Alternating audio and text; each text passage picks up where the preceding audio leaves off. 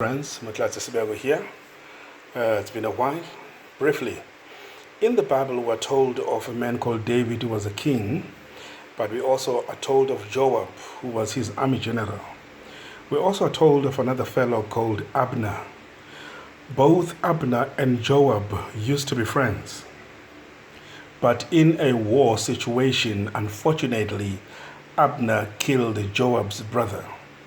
And that did not sit well with Joab, as could be understandable. And then Abner, however, continued to maintain the friendship between the two of them. So one particular evening, David is sitting with Abner, and they're having a discussion over drinks, over a braai, I imagine. And then the Bible tells us that Joab arrives and greets both of them and requests the audience of Abner to speak to him privately.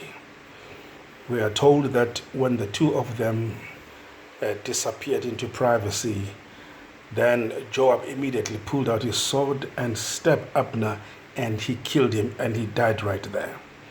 The Bible tells us that when the news reached the ears of David, David wept and cried so bitterly and said, "Oh, Abner, Abner, died ye, Abner, like a fool? You knew that this man was no longer your friend, yet you walked with him to privacy. Oh, Abner, you have died just like a fool."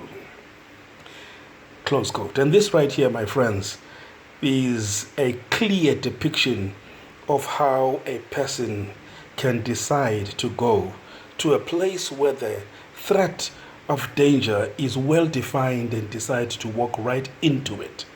And this is exactly what the world finds itself in right now. With this COVID situation, we know experts are debating, and there's no agreement because there's too much disagreement.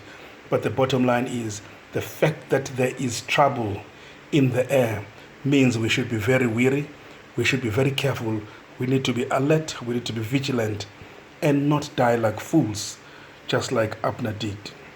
We have family members, some of us, like in my case, who got their vaccinations and immediately started complicating.